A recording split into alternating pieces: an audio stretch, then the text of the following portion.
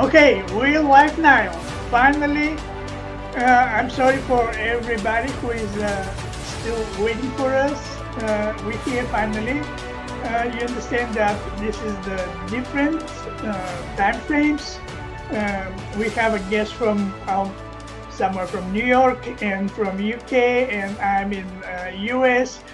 But finally, we have that very good connection now. I'm so happy to welcome Segala. I'm sorry, and Beverly. She's from UK, and we're going to talk for something very interesting phenomena. And actually, I believe everybody heard about this phenomena, Skinualker Ranch, which is located in Utah Basin, and you know that Robert Bigelow purchased that ranch a long time ago for his research, and he was sponsored from CIA maybe, or Pentagon, or something, from the government. He done some research, and he looks like he just quit that ranch because I believe he was scared from all these experiences he has in that area. Then Brandon Fugal, very wealthy man from Utah, he purchased that ranch, and when I'm talking about this with friends, I said this is the new toy for Brandon, because he would like to collect stuff, doesn't matter how much cost. and that time, actually, Dr. Segala, he worked in the Skinwalker Ranch during the Bigelow time, and also with Brandon Fugal. That's correct, yes. And Beverly, I invite her especially because she had a message to Skinwalker Ranch almost 2 years ago. Yeah. And because Tom Winterton, who is my friend, he don't want to hear anything about any messages.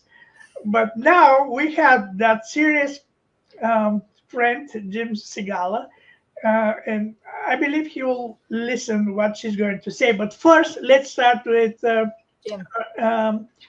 Segala. Oh, sure. So just to give you just a quick history of how I got involved in all this. So after I did my medical research and my medical education and things like that, I went to work for a gentleman by the name of Dr. Hal Puthoff. Who is actually, Beverly, you'll appreciate this. He's one of the people that were the pioneers in the remote viewing area. Yeah, he was. I worked for him at his institute in Austin for almost 11 years. And I studied under him. I had an internship right out of my after my postdoc. So I was able to work with him and be with him while he's doing a lot of this investigation, work on my own investigations, after that in my own scientific research.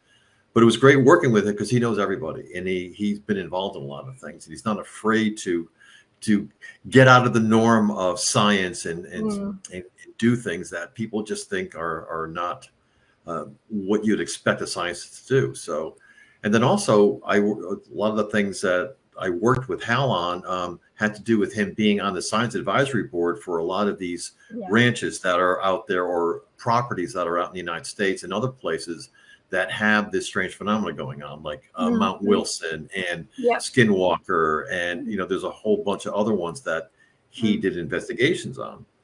So I was always party to those things, and I worked on the research and the data that came in after they had done their gathering and things like that. So that's how I got started this whole thing.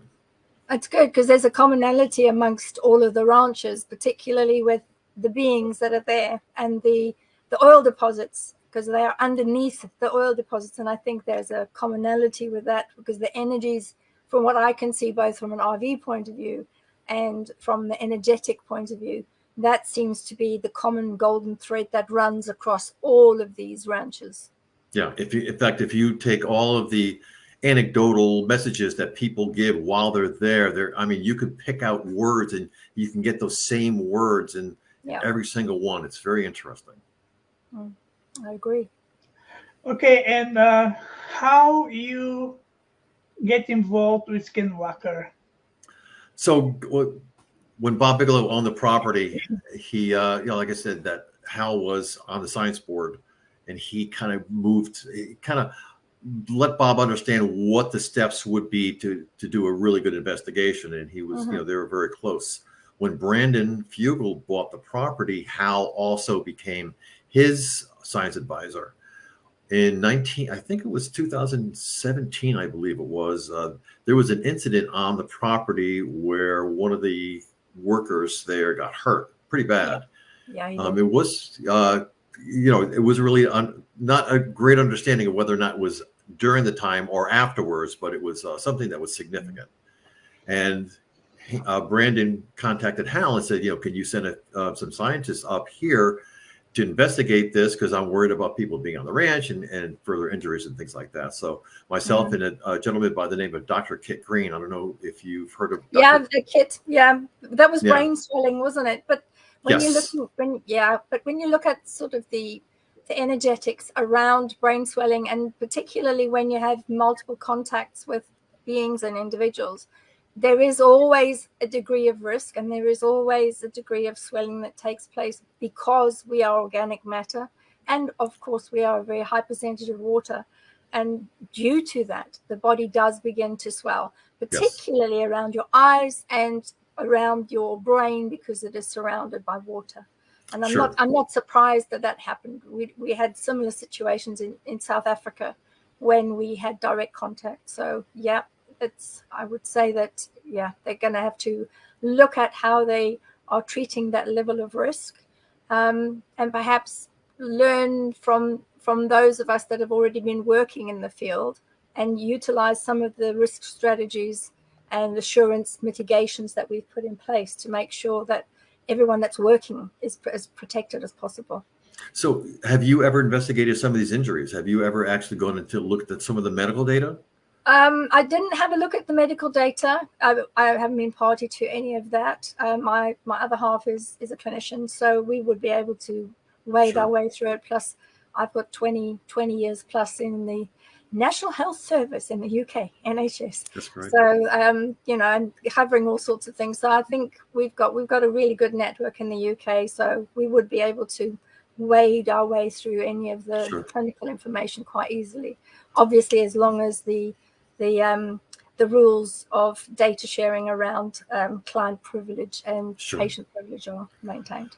So one of the interesting things, and I think you're going to appreciate this, that there was, when we actually got to the point where we were boots on the ground investigating this, we were right at the end of this whole injury. The person was just coming out of it, but we had access to all of the medical, all the blood cultures, everything. And it turned out that there was a lot of white cells being brought to the site to clean up. That means that the body sensed that there was something wrong, that something entered the body.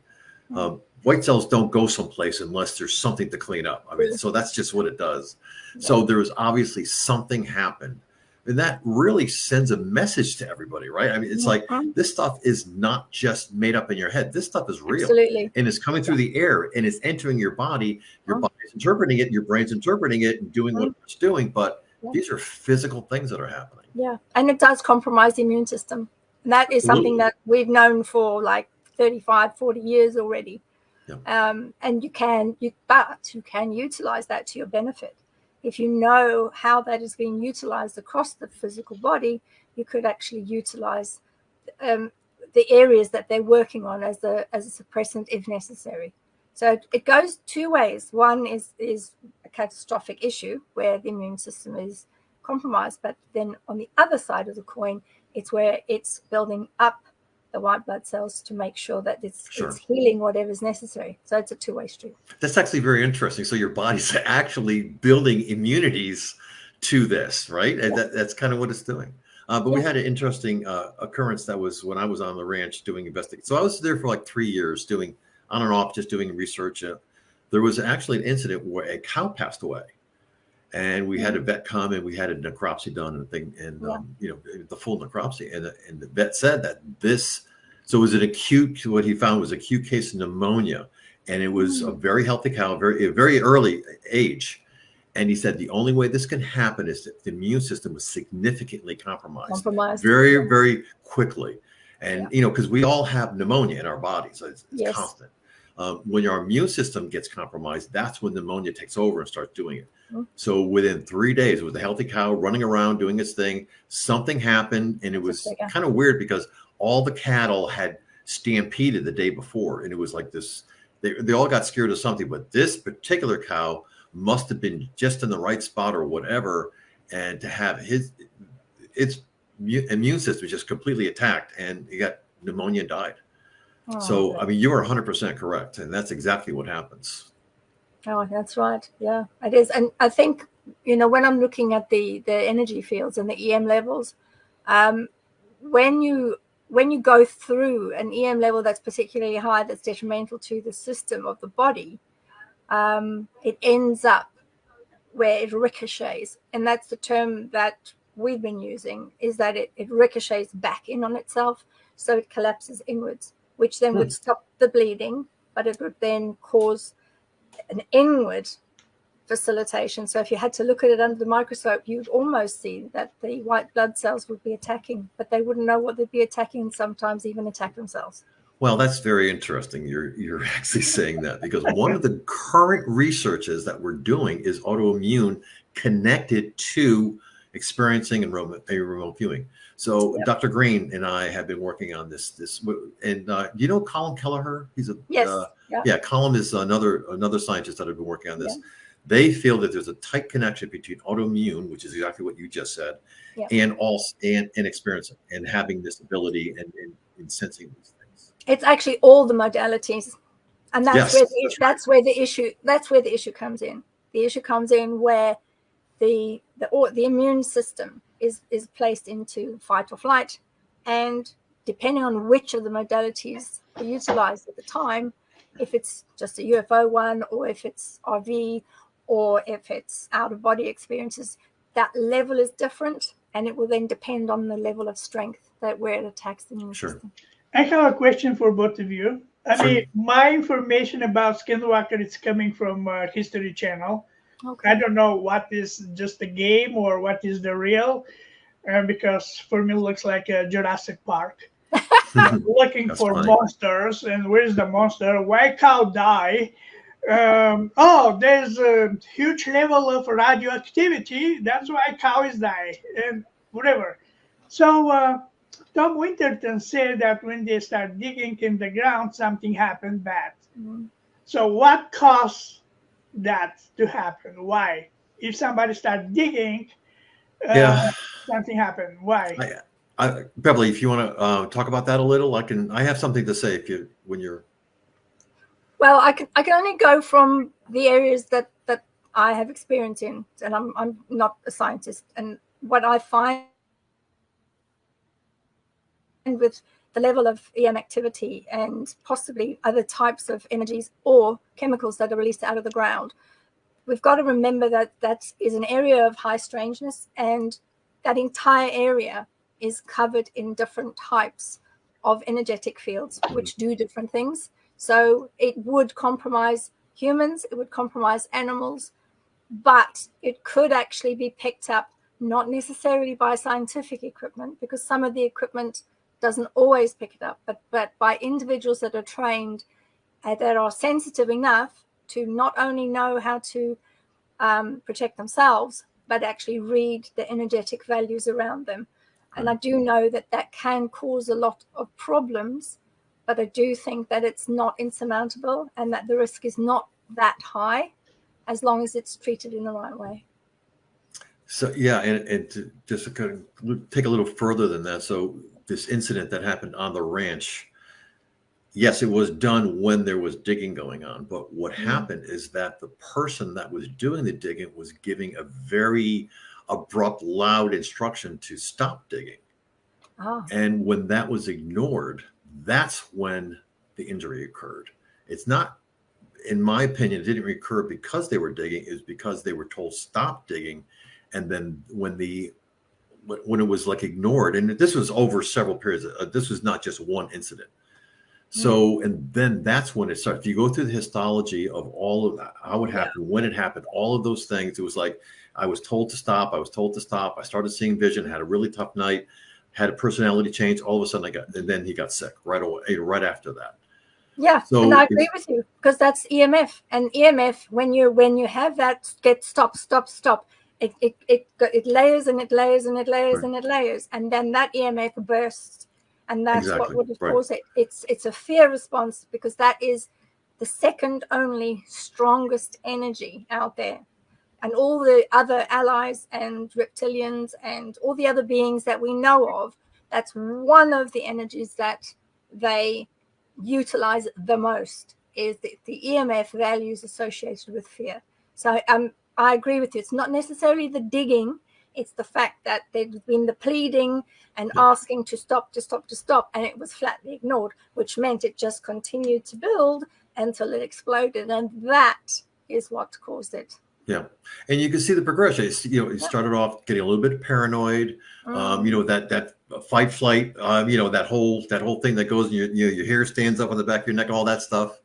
Yeah. He said, towards the end of it, he just was petrified to go outside. So it was a frightening experience for him, and then it did lead to the injury, and then luckily he came out of it. Pity they didn't have an RV person go in and remove some of the EMF structure. So just so happens there's a woman, Kay Randall May. Have you ever heard of Kay Randall May? She's a significant remote viewer, and Kit Green went to her just before this happened, and she laid out the steps. That is exactly how this thing was going to play out well before this thing happened. And she had no idea. And when, of course, I know you do this double blind, where when Kit went to her, he didn't say anything. He didn't say anything what this was. And then she started just rattling off all these things, and he documented, and it was like exactly what happened. So kind of scary, and it's going to happen again, by the way, just so you know. Interestingly enough, after the 3 years that I was researching that particular site, I said, wait a minute, this is very interesting that it's happening here, but it can't just happen here. It has to happen all over the place. So I spread out all over the Uinta Basin and started looking at other things that are happening out there. And it turns out there's hundreds and hundreds of occurrences and people that have significant injuries, or maybe had significant experiences that all had the same type of thing. It didn't have to happen on Skinualker Ranch. Because Skinwalker Ranch could be anywhere. Yeah, and what I found was that it was more prevalent higher up towards you got to the Uinta. So the Uinta Basin is like this big, and it's a basin basically, and then it's ended by a mountain range to the north.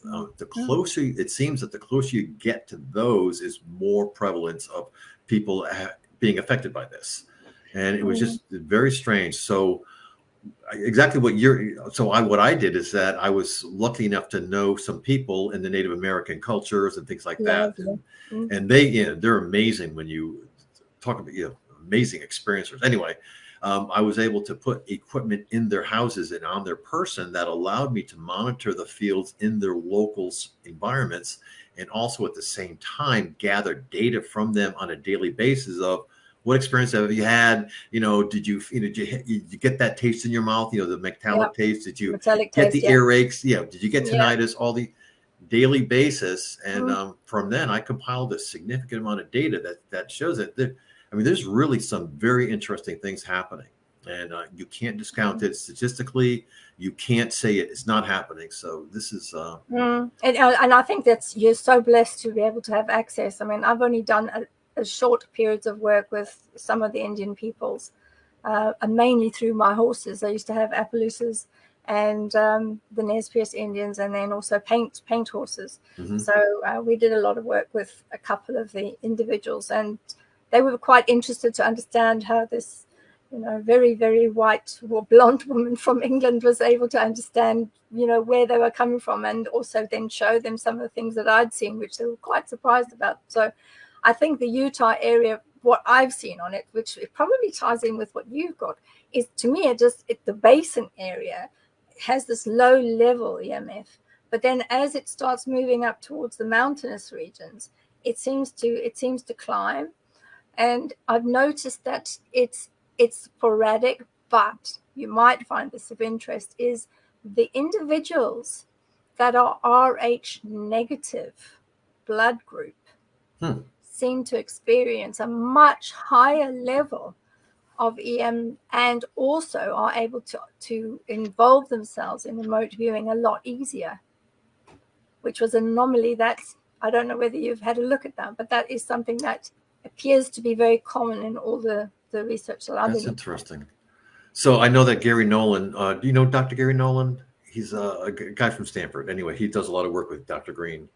And one of his things is that, are people predestined to be good remote viewers or good experiencers because of something in their DNA, something that's carried on in their genetics? Yeah. And is it possible that the Native Americans also have this? That's one of the things that he's researching, to find out some commonality between these people. Of course, it's it's very difficult to do, because it's very difficult to quantify and to get the right data in the right way. But that's, I think you're 100% correct. There's something that is unique DNA with these people that have these abilities, and that's interesting. Though I know that a lot of the people that do this had some previous either injury or some occurrence in their lives prior to this that then set them on the road. They might have had a significant brain trauma or something like that. The next following steps, all of a sudden they're experiencing all these things. It opens them up. It's almost like, I'm an engineer and a scientist, and all my education, people have given me filters. Everything has to be rational.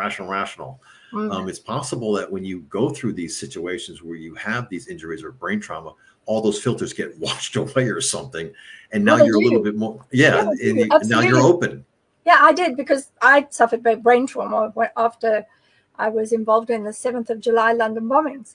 And, unfortunately, when the explosion happened on the train, I hit my head really badly on a pole and knocked myself out.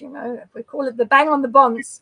The bang on the head caused a significant schism in my psyche, which then woke up all sorts of other things, which made me far worse than I was before. So I'm far stronger now as an RV remote viewer than I was previously. And, I've got other aspects as well that came about as a direct result of the bang on the head and being unconscious for 12 minutes. Yeah, that is extremely interesting.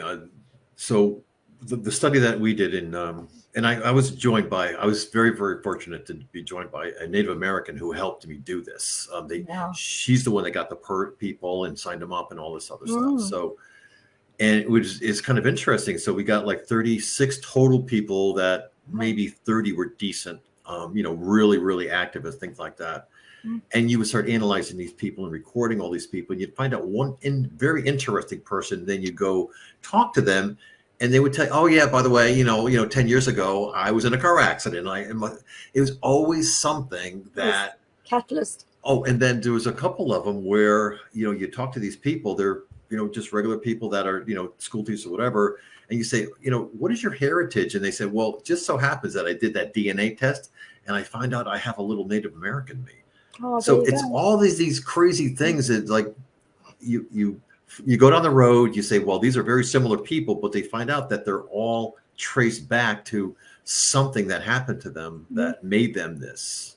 This is the catalyst. Yeah. It's a great cohort. I mean, over 30, gosh, that's an amazing amount when you know how we battle with cohorts of individuals to participate. 30 is a great. That's a good. It took 3 years though. It took a while. So it didn't. Well, so if I understand correctly, you've done some kind of research what is underground with this specific equipment, and you found something like a caves maybe, or kind of like that. Also, you have footage of some unknown flying object during the day and during the sky. I don't know if you've been for all these events over there in the range, but that was reported for the History Channel.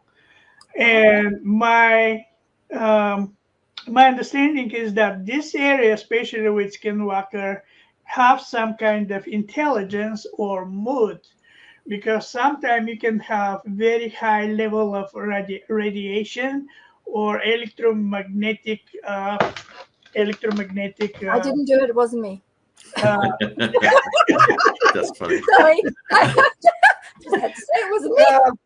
So I don't know if I'm right, but something really like intelligent things exist, maybe in this reality, maybe in the close another reality, or you said something happened from the air. What exactly happening, and why this place is so significant, and not only Skinwalker, but all this area with all this sightings with UFOs or paranormal? Because I spoke with a police officer from Native Americans, and he said that he has his indoor cameras in his home capture shadows and moving stuff. So it's a lot of phenomena in the one place. And I remember when I talked with Ray Hernandez, he said this is actually one phenomenon. There's a lot of stuff, but it's only one thing with different manifestations. Yeah. Yeah, right. What do you think about this? I think that actually is 100% correct. It seems to be, it's almost like if you got like, you're in an ocean, right? And you have all these waves, right? All this energy waves, and you put a little tiny boat in, and the boat keeps bumping around. And, you know, it might be that certain people, maybe the light boat, have different ways of responding to all that energy, and they just pick up all this stuff. Some people don't. Some people just don't have it, that abilities, or maybe they're getting it. But it seems like people will get in the situation. For instance, I mean, I had a lot of data that I collected. You would have two people that are within a very close proximity, and one person would have an experience that the other person absolutely had no response to whatsoever.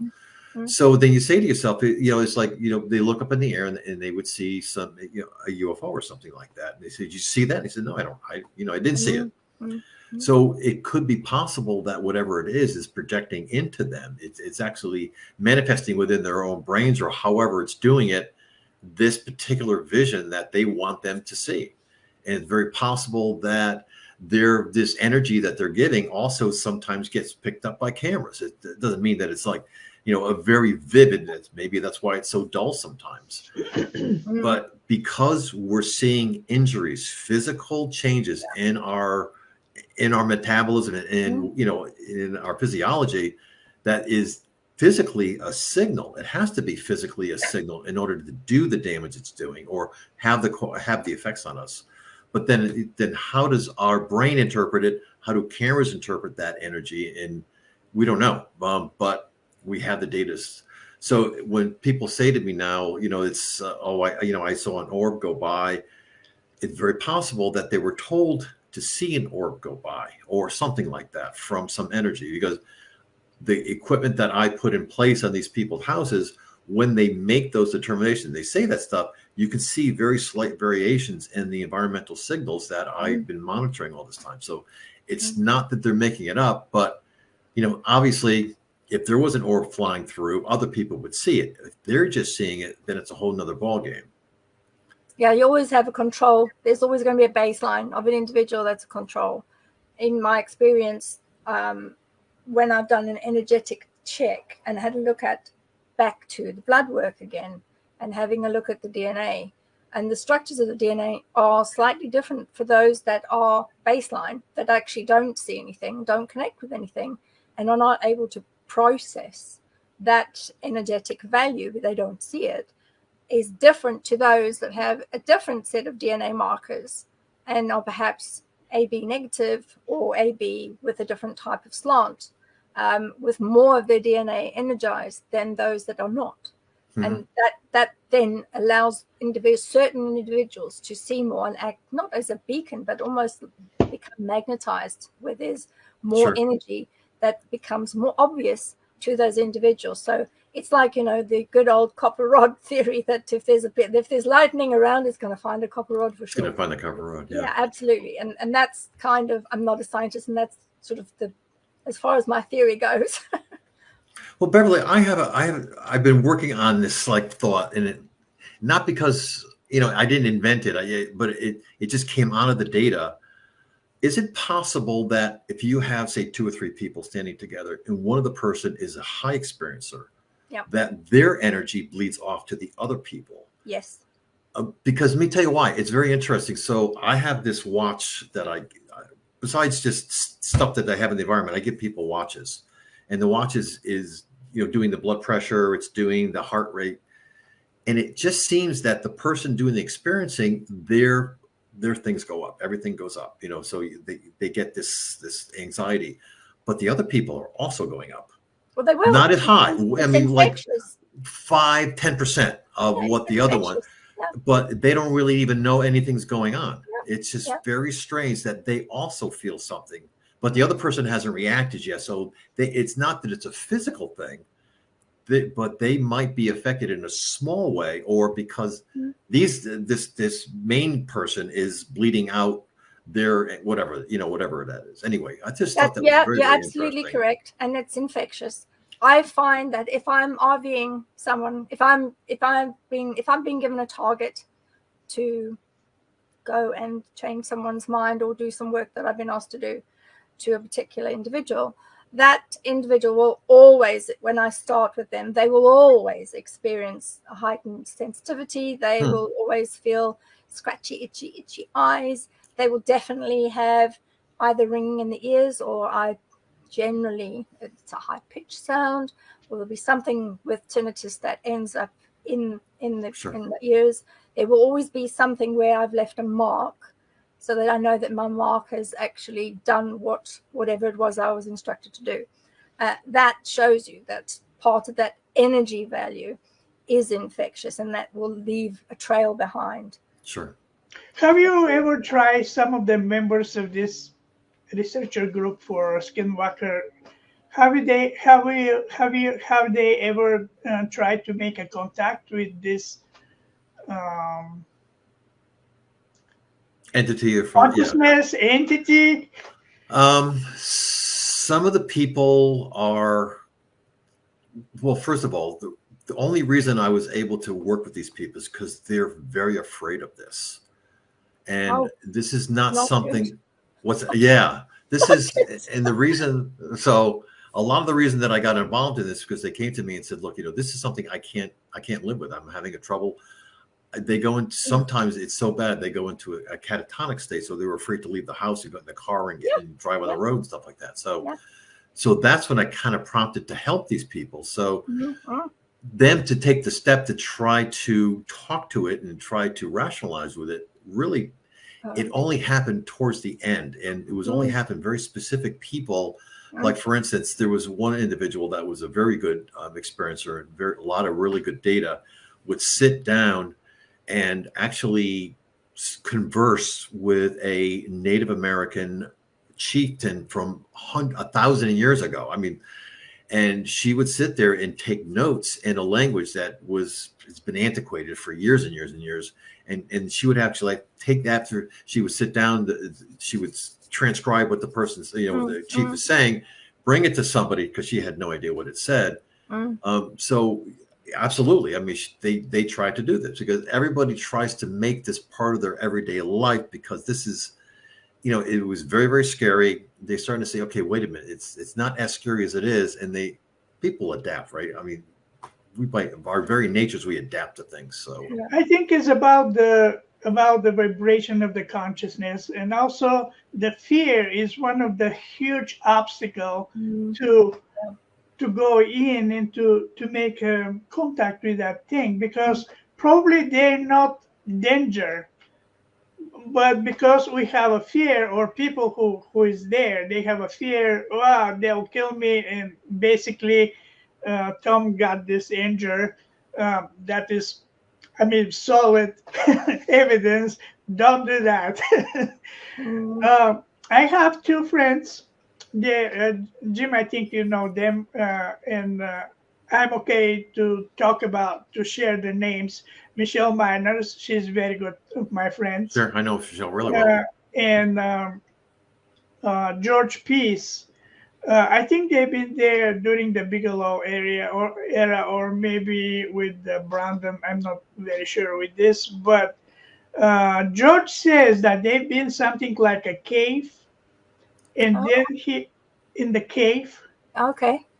And George told me, and we've been in the cave probably with Michelle. They've been in the cave, and he started hearing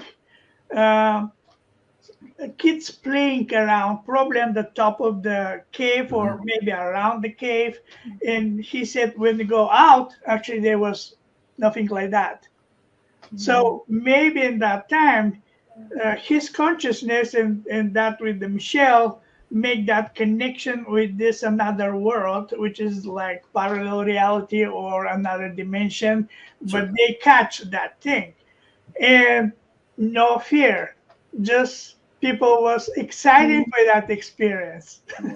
Well, as they're children playing, I mean, there's nothing fearful around children playing, but when we go back to the cave particularly, and we go back to the photograph of the ant being that lives within, well, way underneath the Skinualker Ranch and the other ranches in the area, it is probable that part of the clairaudience, so when you're able to pick up the sounds of the other civilizations that inhabit our earth, it is possible that the two individuals were able to hear the children playing of the ant people that live beneath the surface of the earth, underneath where the oil areas are. They're even deeper than that. It is possible that is what they heard. And now, with Beverly permission, she sent me a picture, and she said that picture never been showed in the world. No. And it's about something what happened underground. So with all this expensive equipment Brandon has, researching Skinwalker, Beverly can do that only with crystal and super powerful consciousness. And now I'm going to try to share that picture, and then I'll be very interesting to see what Dr. Segala will going to say about this. And by the way, we have invisible helper from the other side, and also in this side of the world. This is Red Cat. She's going to managing the questions. So thank you very much for first everybody who enjoying in this podcast. We have watchers from UK, from Germany, from US, and Bulgaria, of course. Okay, let's try to share that.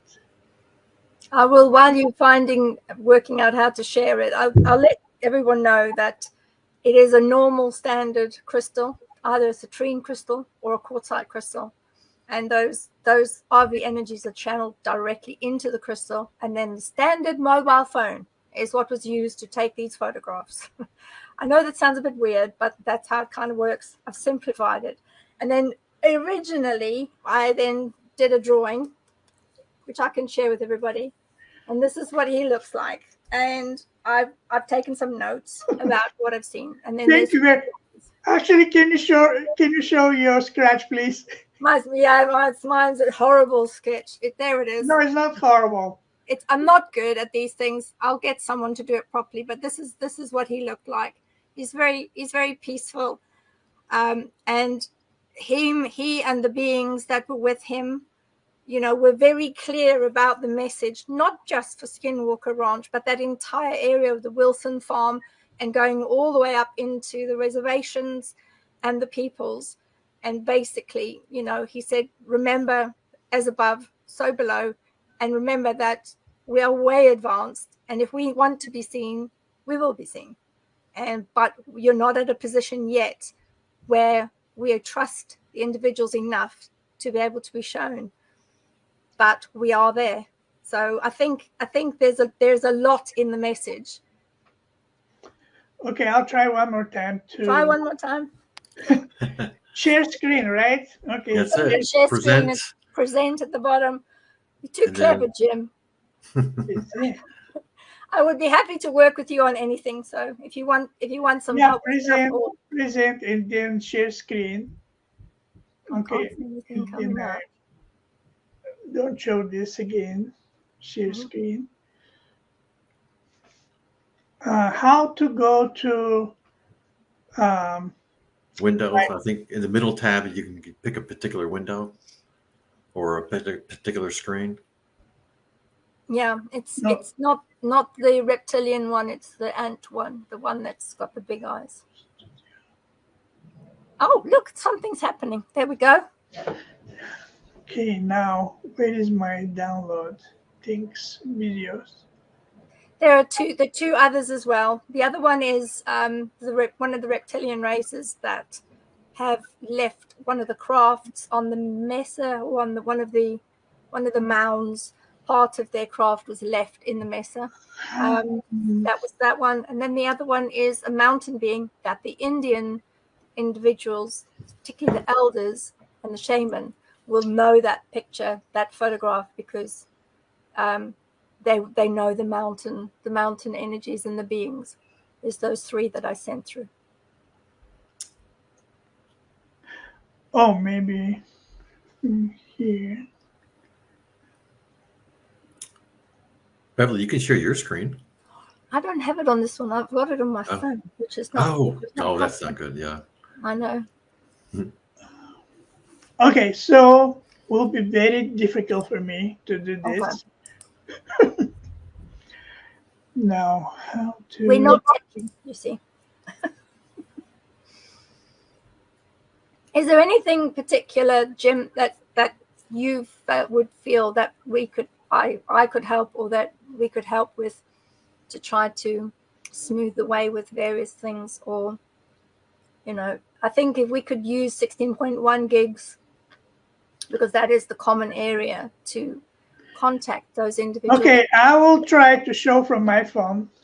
Yes, there it is. There you go. You got to go back a little bit. Yeah. Your screensaver. There he is. There he is. Oh, wow. Yeah. Wow. And the other picture is more interesting because you can see much clearer the face. I mean, if you want to send that to me, I can share it. You just send it to my Gmail and I can share it. I'm going to send it because right you now. know how to do these things. Yeah. That'd be great if I could do it. I think the best contact was utilizing sound waves and music, because that's either that or mathematics, one of the two. But I think sound waves on 16.1 gigs will work. Interesting. I don't know whether you've tried that before. No, we're more in the microwave area, so lower frequencies. Looking at things that are, like the millimeter waves, bigger waves and things like that. Never tried 16. How did you come up with 16 gigahertz? Well, because that's what we used in South Africa when we had an individual that stayed with us for 6 months. Okay. And he had to go home, and we had a couple of individuals that were radio hams, and we were able to get a message, and we said that he needed to go home. So we went down to Zinkwazi Beach, which is a huge beach in South Africa, in Natal. And we were told when they would come to collect him. So we took him down to the beach, and a small group of individuals, about 50 people, we went down to the beach to say goodbye. Okay, I've sent you 3 pictures now in your Gmail. Oh, good. Perfect. There we go. Someone that knows the technology. Yes, funny. Always helpful. All right, so I'm going to download them real quick so I can do this quickly.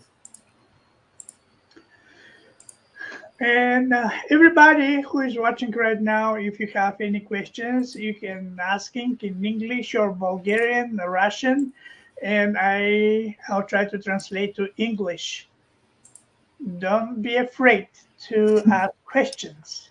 I don't actually bite, which is a surprise. Most people think Yeah. I do. You're in the safe place, and Skinwalker is not following you.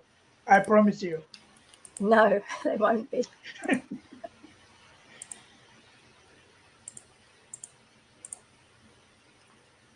All right, so that's one of the pictures. Okay, I'm adding in the stage. Oh, look at you. Okay, Yeah. now that one is a reptilian. That is a reptilian, and that is the mountain being energy, ancient being, and that one is the ant person. Okay, so I'm going to go back to the first one, and then I'll do it slowly. So there's that's the first one. The reptilian, yeah, that's the one who had said that the craft within the Mesa, the remains of the craft in the Mesa, that is part of their craft. It's unlikely they will be returning to collect it because they don't need it.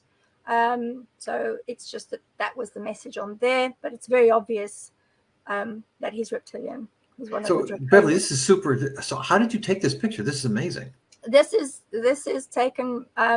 I think this one was with a citrine quartz, but it was taken through one of the ladies that I collaborate with, which is Casey Clara, and she has a channel where she publishes everything that she gets through the crystal.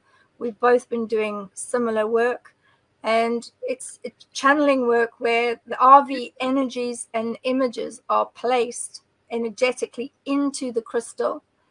And then you take the normal bog standard iPhone, and you just take the iPhone and then have a look to see what you've got. That is so intriguing. When I heard this one has a little color to it. Excuse me. When I heard about reptilians, and I all the time it's negative experience with the people who had face-to-face with reptilians. And Bev, you said that this reptilian is cool. He's fine. There are draconians, there's royals, there's others, but there's over 67 reptilian races. And just because they're reptilian, it doesn't mean to say that they would prefer to see the demise of the Lulus, which is what they call us. Humans are called Lulus. I'm asking. The Lulu race. I'm asking this because Bulgarians is more involved. They want to know more about reptilians, and everything they're talking about reptilians something very bad. That's what I'm asking. Not all of them. There are a lot of them. Yes, the great whites. The great whites are not particularly nice. There are others that are not too good. We've got about 70, 80 photographs of them as well, so we can share those if you want. But they're not all bad. You know, just as much as you get every race of beings on this planet, you know, all humans have got those that would, you know, are warlike, and those that are not, that are peaceful. They have exactly the same structure as this one's amazing. I mean, that is definitely. That's the one that I tried in my dodgy sketch. But you can see he's got his little eyes, and you can see the area at the top here. He's got his little antenna, and I wrote quite a few notes about him. You know, he tends to utilize blue and silver orbs a lot. He's got yellow eyes and claw type feet. So Y-shaped, like a Y-shaped feet. And there's a lot of magnetization of the earth when this particular ant race comes around. So there's a lot of similarities between what we know about them when we're channeling them and we see them to some of the information. I'm not sure whether that's something that Skinualker Ranch has seen or the Wilson Ranch has seen, but that is common when these types of apparitions or sightings happen. Something came to my mind about this image and the other images. We see that they're not super clear, and they are. But because of my opinion, this images is from another dimension, and with different vibrations. So if we have, if we're much more closer to them vibration, probably the picture will be much more clear then. Oh yeah, definitely. I mean, when I saw him directly, I mean, he was like nearly 7 foot. He was very tall and absolutely clear. So not just a head and shoulders, which is all you're going to get in the crystal. I mean, the crystal that I have is is only about so big and so high. Casey's crystal, she's got a number of crystals that she uses, including citrine and quartzite. But quartzite is particularly good for being able to produce the images and take a photograph of. For the viewers, I want to say that that is not a science fiction conversation. We're talking for very serious, real things, which you cannot see or talk about this usually in YouTube, because YouTube or internet is full with foolishness. But that is very real, very real. And that's why we wanted to share the message that the little individual had to say, because it's key for him to get this across, you know. Also, I think there are, with him, he has a lot of opportunistic holes in the ground. I don't know whether something like that happens on Skinualker Ranch, where these holes just appear, like sinkholes. Yeah, they do, definitely. Do they? Really? Yeah. Oh, wow. Well, sinkholes, because there's a lot of underground water, like significant amount of underground water. Okay. Are they round? Very round? Because if they're round and magnetized, it's what they call an access area, and that's what the little ant people, well, they're not little, they're over 6 foot, but yeah, they do provide access to the surface. So do you are you familiar with a ranch that's close by to Skinwalker called Blind Frog Ranch? Oh yeah, I've heard of it. I've heard of that in Wilson. Okay. And that follows the same line. They would also have similar encounters, because very similar. Yeah, they should do, because the beings all live beneath the surface. Pretty much, if I had to draw a line, it would be all the way up through Utah into other areas, because they are follow where the oil straits are underneath that. They're really deep within the bowels of the earth, but that is where they live. So the Blind Frog Ranch people I'm very familiar with, and we work with them. So they're higher up towards the mountain area, a little bit higher, much higher than Skinwalker. But also, Skinwalker Ranch, the owners of Skinwalker Ranch don't have mineral rights, so they can't dig very deep. They can only dig maybe 20 feet. But the guys, the people that own Blind Frog, they own everything. So they go deep. So there's been a lot of information that they've gathered because they've gone that deep. That's good. Yep. I'm going to stop sharing. So we'll get back. Yeah, I think that's brilliant. Thank you. Yeah. And I think that the mountain one, the picture of the mountain being, if you speak to the indigenous folks there and the Indian people that live in that region, I guarantee you that they will say, yeah, I know, I've seen that being, and that will just give you some credence. So, Bevърли, what is the message to Skinwalker? Basically, what is it? I think what is important for them particularly was that they've got to start understanding that they are far more advanced, and that they've been keeping out of the way.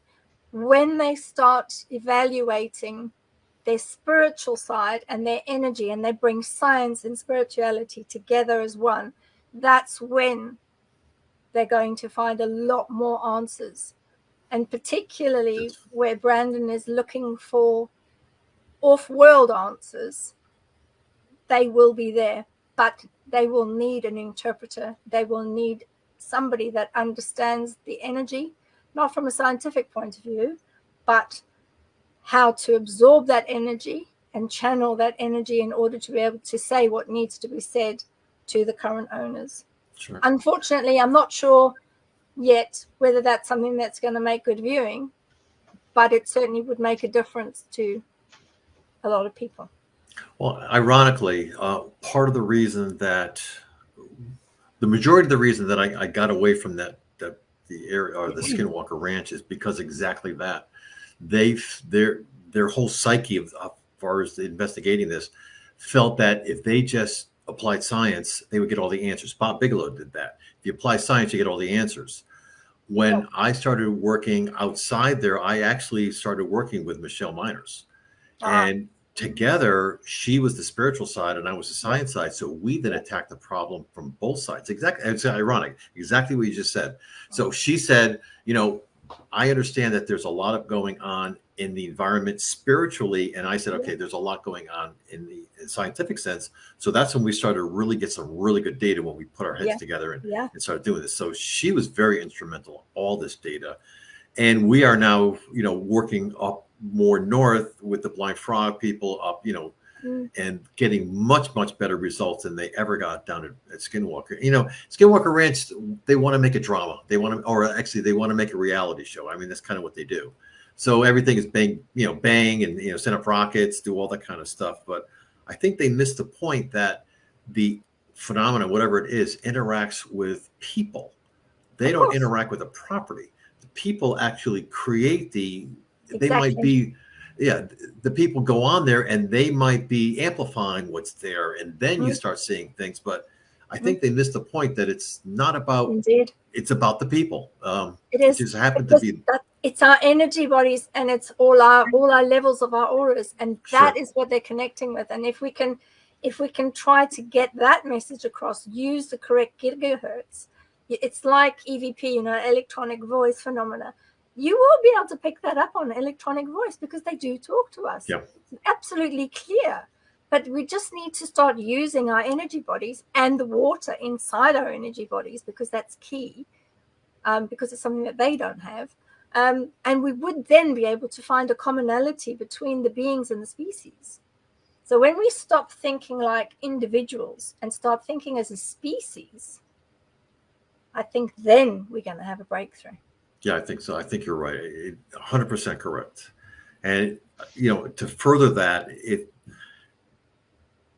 very interesting. When you get one or two people, everything is anecdotal. It's like you tell a little story and it goes away there. But when you get 30 or, you know, now I'm trying to get hundreds of people, then you're going to start hearing one big voice and you start a lot of commonality and a lot of things, you know.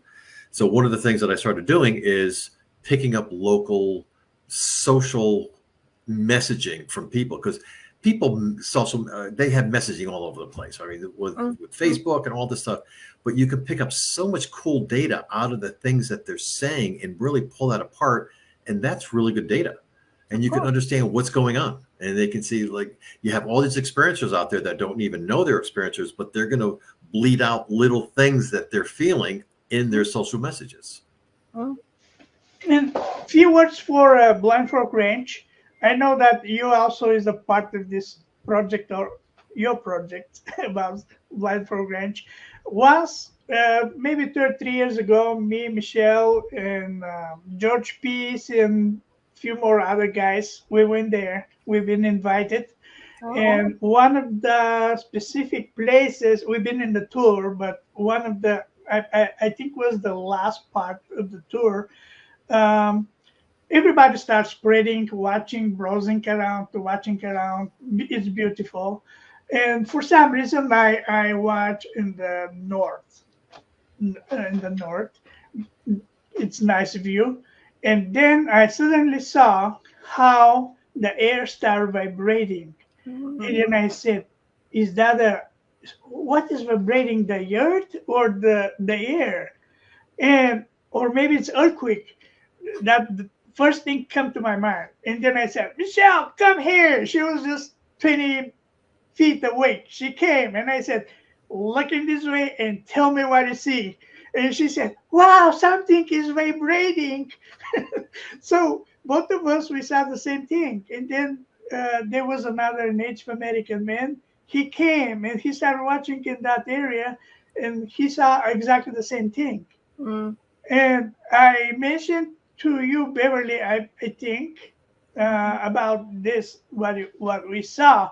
And you say that if I'm correct, if I remember correctly, you say that happening just before when the UFO start materializing in our world. It's the dematerialization. It takes 3 days, you know, it takes 3 days. And unfortunately, the electromagnetic fields do change and the vibration starts, as you say, it's almost like the air starts to vibrate. And I think that we could use that to initiate human contact if there was enough of us on the Frog Ranch, because I think that they might be more open to this type of experimentation. Mm-hmm. Dr. Segala, what do you think? What was that vibration? Well, I can't tell you what the vibration was because I wasn't there. But however, again, we did a 3-year study. We had people every day write down things. If you looked at all of the things entered and you looked at all the words used more often than not, it was a vibration. Yeah. It's crazy how many people relate this to vibration. I'm laying in bed and all of a sudden I felt this vibration of energy and I got this message, or, you know, driving my car and I felt, it's like all of these anecdotal things. It's like a lot of that word is used continuously. Yeah. It can't be a coincidence. True. But only that vibration was in north side, not the other sides. Only It's well, if they're up in the stratosphere, again, I'll go back to the fact that because we are a large percentage of water in our bodies as humans, where there's a vibration, the vibration as it hits the water in our bodies, it conducts and moves, and we'll feel our stomach starts shaking, and we'll start feeling it.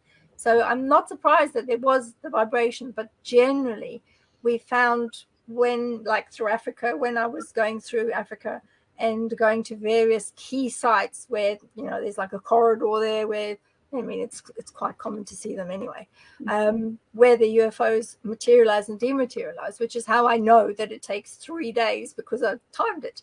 And that was it. My stomach started vibrating, and everybody else on the team, their stomach started vibrating too. So we kind of know how the phenomena will react to the human body. And I would imagine that the blind frog ranch would probably have the same sort of situation happening. So do you actually get a better experience with contact or remotely? I mean, just completely. If you were touching the matter that was involved in this, do you get a better experience? Oh, a far better experience. I get what we call, well, Casey and I have kind of coined a term, we call it a download, which sounds crazy. It's like we're not techie. That's funny. We're not techie. Yeah, well, we didn't, you know. We just that's a good word. I like that. Yeah. So it's a download, and it just comes, and it attaches to the water in the body first, and then it just comes through thick and fast. And then I've just got to, you know, do my silly little sketches and write everything up as quickly as I can and fill endless books that are in my loft that are being transcribed at the moment. But yeah, as long as I have a really good connection, the download is significant. That's interesting. We're still waiting for questions. Maybe everything, probably people, the viewers, they know everything and they don't have questions. They understand everything perfectly. Just a few more minutes. We're going to wait for questions and then we'll close that podcast. Just I want to say a few things about Bevърли.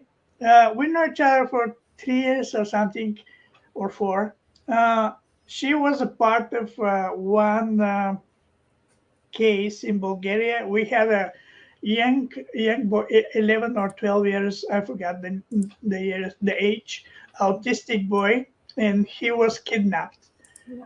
And Bevърli was able to, we work with the police department who searched for this boy, but Bevърli was something like the person who was 100% described the address of the house where the boy was kept with a lot of details. She saw, she feel the smell, she see the sounds around the boy. So that's just amazing. And the police officers, they, because we're in direct contact with them at the same time, and they confirm, they said, yes, this is the street. And the number of the house in the street is exactly like that. And finally, after 1 week or, I think 1 week. 9 days. When he is missing, finally, with Bevърli's help and another man from Canada, Martin. Martin, he also is very good remote viewer. With both of them, the boy was saved. Yeah. So I'm very impressed with Beverly's skills and everything she's doing. She's super cool and kind and helpful. I trust her a lot. Let me see if there are any questions. Oh, there's a questions. Oh, wow. Yeah, we have question from Emilia, and she asking, sorry, I was not able to join the stream from the beginning. I'm interested in RV, but never experienced it. The images you showed us are unique. I have never heard pictures taken by quartz crystals. EVP phenomena is also very interesting. Thank you for sharing this information with us. It's a pleasure. If you want to say the final words, Dr. Segala, and then Beverly, and we're going to close that. Yeah, so I really appreciate you guys coming along. I just want to let everybody know that I have a couple months ago, a lot of people were asking me, but I put all the research that I put, all the data, I put it on a website so people can access it, and I actually put it in our chat if you guys want to actually put that, show that to people. And it's all open. You can use it, you can read it. It's all basically what Michelle and I did for 3 years in Uinta Basin. Oh, fantastic. Is that experience-studies.com? Yes. Yeah. Okay, brilliant. Yeah, I think that is absolutely awesome.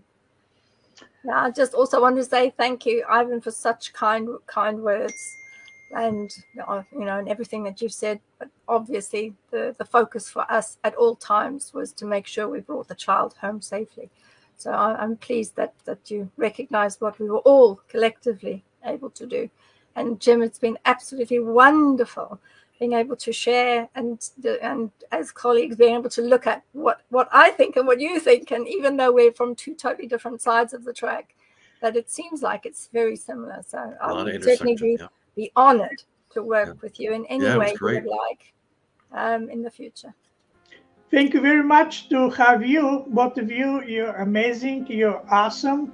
And the last announcement before to close this review, I'm trying to set an international UFO conference in Bulgaria, Sofia. That will be 4th to 6th of October 2024. And you can get more information with the website, ufodisclosurebulgaria.com. We're still looking for sponsors, so everybody is very welcome to share your money with us, and I promise you'll be surprised with our guests. So thank you very much again for watching us, to be with us, and I hope we can keep in touch for the future. Yep. Have a wonderful. Oh, and one more thing, Kat asked me to say the final words. Okay. So whatever it's beings from inner earth, outer space, or other dimensions, we're not alone. We have never been alone. Okay, bye to everybody. Thank you very much. Thanks, Kat. Everyone.